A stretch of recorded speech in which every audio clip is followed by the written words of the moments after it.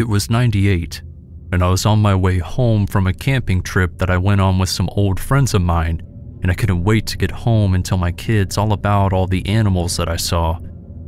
There was a long drive ahead of me though, and I got comfortable in my car with some music playing.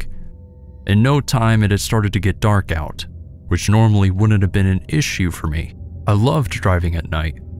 But when my car decided to die on me around the halfway point on my drive, I immediately began to regret my decision of taking the back and side roads home. The last car that I saw driving on the road I was on had been about 45 minutes before I broke down, so right away I knew that I would be waiting a little while for any chance of anyone stopping to help. Thankfully, it wasn't the battery in my car that died, so I managed to keep it on and listen to some music and had my flashers on to flag down anybody that happened to drive by. Sadly, I found out that night the road I was on was the one less traveled apparently, because I didn't see a car until the next day, and by then I had gotten myself into a pretty bad spot. You see, as time dragged on through the night, I tried to relax as I waited, but I couldn't just sit there. So with hardly any knowledge about cars, I made the dumb decision of getting out of my car to see if I could find anything wrong under the hood. As soon as I stepped out of the car, I realized how truly dark it was when I wasn't focusing on what the headlights were illuminating in front of my car. I had to take a second to let my eyes adjust a little bit before making my way over to the hood and opening it up, and as soon as I did, I realized I wasn't going to be able to see much of anything. That's when the silence set in. Now, I had just come from camping in the middle of the woods, but somehow that was the quietest the woods around me had been during that entire trip. My stomach turned, and I could feel that something was off. Chills ran down the back of my neck as I began to feel like something was watching me from beyond the trees. I looked around as I made my way back into the car after giving up hope of figuring out what was wrong with my car. And let me tell you, as soon as I got back into the car and locked the door, I immediately felt safer. As I sat there and continued watching with the hope that someone would come along soon to help me out, I gave myself time to calm down and then even started to laugh at how much I had freaked out because I realized there was probably nothing out there. It was most likely just my head playing tricks on me. I mean, no one wants to be out in the middle of nowhere by themselves if they didn't plan for it. An hour and a half passed and I just sat in the car waiting for help, and by that point, it had been about 6 hours since I had used the bathroom, so I had to go relieve myself. As I went to open the car door, I remembered what had happened the last time I stepped outside, and I took a deep breath to keep myself calm. My plan was simple: get out, go behind the nearest tree, and then get back into the car as fast as I could. I ended up skipping to the last step as soon as I got about 10 feet away from the car though. As I stepped away from the road and into the dark woods, I got ready to do my business when I suddenly heard the sound of a twig or branch snapping come from behind me. My posture stiffened up and my eyes widened as I came to the realization that I wasn't alone out there. I knew I couldn't wait any longer and quickly sprinted to my car, and as soon as I started moving, I heard the sound of something running after me. I got to the car and opened the door as fast as I could, making it inside just in the nick of time. As the door slammed shut behind me, I felt the car shake as the full weight of a mountain lion slammed up against the side of it. It scratched at the door for a couple of seconds and let out a couple of menacing growls as I caught my breath inside the safety of my vehicle. Eventually, the big cat ended up heading back into the woods, but it didn't go very far. It wasn't until the early hours of the next morning that another car actually came down the road and managed to stop. He didn't dare get out of his vehicle though, as we could both see the lion still sitting in a low-hanging branch just beyond the tree line. After figuring out the best course of action, we decided to throw my car into neutral and had him slowly push it down the road using the bumper of his car. After making it a safe enough distance, the kind man let me hop in his car and drove me to a nearby gas station, where I called my wife and asked her to come to pick me up, and then a tow truck for my car.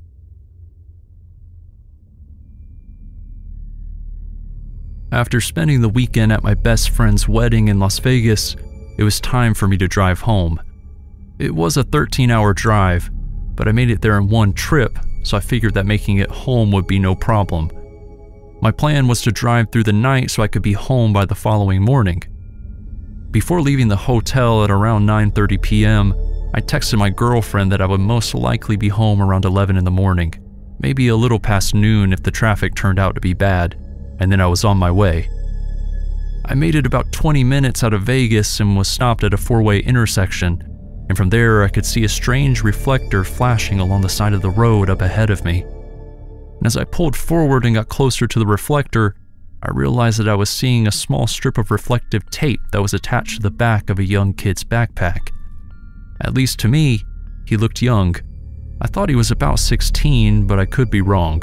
I pulled off to the side of the road up ahead of him, and as he got to my window, I asked if everything was alright. He told me that his girlfriend had just broken up with him and dumped him on the side of the road after they got into a fight. And I was feeling sympathy for the kid, so I asked if he needed a ride back to his house, which he claimed was right up the road. He seemed really grateful and told me his name was Xander before getting into the car. He placed his backpack at his feet and I told him to buckle up before pulling off. At first I tried to give Xander some advice that I thought might help him with the breakup, and just let him know that everyone goes through these tough times, and it'll get better as time passes. But as soon as we started driving, I hadn't even gotten a single full sentence out before I felt something pressing into my stomach. I looked down, and the kid who I had just tried to help was holding a small silver revolver pressed against me. And before I could react, he said, "Keep your eyes on the road." I didn't argue, and I continued to drive. Xander started giving me directions where to go, and I remember him telling me that we were going to take a dirt road that was coming up, but we had to look real close for the entrance because of how dark it was outside. Once we got there, he had me drive for more than an hour down the off-road path into the desert. The entire time I tried talking the kid down and tried to humanize myself more by telling him I had a family to hopefully make him feel bad about what was happening. That didn't work though, and when he told me to stop the car, I could practically feel my heart stop. I thought I was about to die, but it turned out Xander wasn't interested in hurting me. He just wanted my car, my phone, and anything else I had on me, including my shoes. And after taking what he wanted, he forced me out of the car and drove off. I'll never forget the feeling of being stuck in the middle of the cold desert alone at night. I don't think I'll ever feel that lost again. All I could do at that point was walk back the way that we had come and hope that I made it. It took me 8 hours of walking before I made it back to the main road, and by that point, the sun was on its way up. I tried to flag down any car that I could as they passed by, but no one was stopping for me. And now I know why.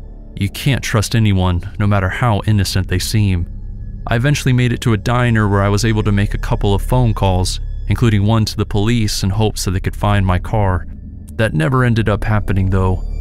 All I can say is, I'm thankful that I made it home safely after that. I've always been the type of person who put productivity over everything else. While all the other girls were out enjoying themselves, I worked as many hours as I possibly could. I learned a few years ago why I can't let myself get overworked like that again though. Not after what happened when I was on my way home from working a double shift, which included an overnight. After unloading the shipment with the other 2 packers that we had at the Gap where I worked, we set up the store for the openers before heading home. It was about 3:30 in the morning by the time I got into my car and began what was supposed to be only a 10-minute drive to my house, but as soon as I pulled out of the parking lot, I realized that I was in a lot of trouble. You see, normally I take the time to put my things in the back seat, but I was in such a rush to get home that I just carelessly tossed everything into the passenger seat beside me before heading off. But if I had gone to put my things in the back seat, I would have realized that I wasn't alone in my car while my coworkers could still help me. However, I was already out of the parking lot and on the empty road when I felt someone's hand reach over the back seat and grab onto my shoulder. They gripped down tightly as I felt the cold, sharp blade of a knife reach around my other shoulder and touch the side of my neck. He told me to be calm and just do what he said. And as I tried to look back at him to see who it was, he tightened his grip on my shoulder and told me to keep my eyes on the road. At that moment, I noticed the hand that was holding the knife to my throat had moved away from me slightly as the man gripped tighter with the other hand. I saw that as my only opportunity to get out of that situation, so right then I decided to slam on the brakes as I leaned as far away from the blade as possible. The sudden stopping threw the man off balance in the back seat and caused him to fall forward off of the seat and loosen his grip on my shoulder, which gave me the chance to get out of the car and start running. It only took him about 2 seconds to recover as I heard the sound of his car door closing as he started to chase after me. Thankfully, my coworker had taken the same road as we did, just a little bit behind us, and saw the man chasing me. I hopped into my coworker's car and locked the door, and once the man who tried to attack me realized I was out of reach, he returned to my car, hopped into the driver's seat, and drove off.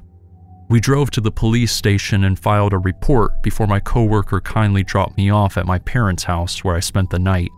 I was too afraid to go home and be by myself that night, considering what happened. It wasn't my first time ever going to Mexico, but it was my first time driving there. And honestly, I thought the most nerve-wracking part of the entire trip would be getting through the border. It wasn't that I was doing anything wrong, but I've always been nervous around people with guns, especially in situations like that where they ask you questions. Once I got to the border though, I realized how simple it was and there was nothing to worry about at all. At least, not there. I made it across the border and toward the resort that I was going to be staying at, which was about 4 hours away from the border. And honestly, the first hour of the drive was really nice, because it was during the sunset hours and everything around me was just painted with this nice orange-reddish hue. However, when it got dark, it got pretty creepy at points.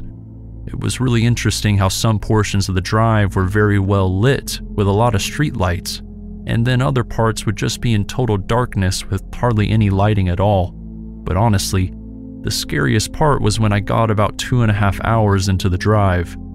I was making my way down one of the darker portions of the road, and as I looked into the distance, I could see the reflection of my headlights hitting the taillights of parked cars that had been turned off.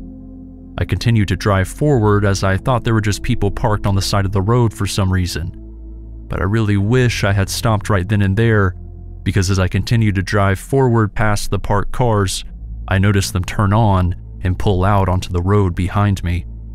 I tried to stay calm as I continued to drive forward, but I didn't make it far before I was forced to stop by 2 cars parked horizontally across the entire street. The 2 cars that were following me stopped behind me, and multiple men got out of each one. Right away, I noticed the guns that they were all carrying, as one of them gently tapped on the window of my truck. I rolled it down, and at first in Spanish, but followed by broken English, the man told me that for my safety, I needed to get out of my truck to pay a toll.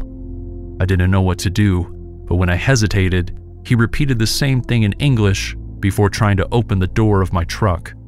After a second of hesitation, I ended up getting out of my truck because I figured it was definitely safer this way, and I got ready to give the man my wallet so he could take as much money as he needed. But before I knew it, one of the guys was getting into my truck and began maneuvering it around us and the 2 cars behind us before driving off. I looked back at the one man that I was talking to, and he just had a smile on his face with his hand out as if he still expected money. I dropped my arms in defeat, which they took as a sign of disrespect or possibly a threat, because the man in front of me quickly dragged me to the ground and began kicking me. He and his friends then took my wallet, uttered a few phrases in Spanish, and then all of the cars drove off in 2 separate directions. I was found walking along the side of the road by the Mexican authorities later that day, who brought me to the station and then to my resort. I decided to fly back home after my vacation, though I was so shaken up I didn't really have any time to relax. Everyone I've talked to about it has claimed it was definitely the cartel, because they need as many trucks as they can get their hands on. If I had been in a car, they might have just taken my money, according to a few people who have had similar experiences. I had just finished a night out of drinking with some friends in the city and was getting ready to head back to my apartment in Jersey when I went to catch a cab. I walked out of the bar and stood on the side of the road for about 2 minutes before one of the passing taxis actually pulled over for me. I noticed that the sign on top of his car that said taxi wasn't lit up like it usually was, and the car seemed to be a bit off color. But I just figured it was dark and I was a little bit drunk, so there was nothing wrong with it. I got into the cab and told the driver where I needed to go, and the guy looked back at me and smiled as he said, "That'll be just fine." I was confused by that, but I once again just chalked it up to being a late night. I shut the door as I pulled myself into the taxi, and before I knew it, we were off. Now, even though I didn't live in the city, I visited all the time and I knew the route back to my apartment from that area pretty well. So when we started heading toward the George Washington Bridge, I was really confused. I leaned forward in my seat and tried to explain to the driver that we were going the wrong way and asked him if he was trying to run up the meter. And when I went to look at the meter, I couldn't see it, which immediately made me suspicious. I'll never forget that weird, creepy smile on the driver's face when I asked him what was going on. And when I asked if he was even a real cab driver, he chuckled a little bit. I sat back in my seat and began freaking out as we continued to head toward the bridge that would take us out of the city. I looked around and decided my best bet would be to make a run for it. But when I went to open the door, I realized that the child lock mechanism had been activated and I couldn't open the door from the inside. I began freaking out and screaming through the screen that separated the front and the back seat at the driver, which only seemed to make him happier. And I'll never forget what he said to me as we made our way onto the bridge. "I just give up now," he said as he looked back at me through the rearview mirror. I wasn't ready for that though, and thankfully there was a bit of traffic on our side of the bridge, which gave me the perfect opportunity to try one last thing. As the car slowed down in the traffic, I began to elbow the window as hard as I could, and when that didn't work, I decided to lay down in the seat and use my feet to kick it out. After 2 kicks, the third finally shattered the glass and I quickly sat up. The driver began to panic and threw the car into park and started to get out as I wiggled my way out of the window and onto the bridge. The driver chased me for a second, but as soon as I saw a cop car in the mix of cars behind us, I immediately knew it was safe.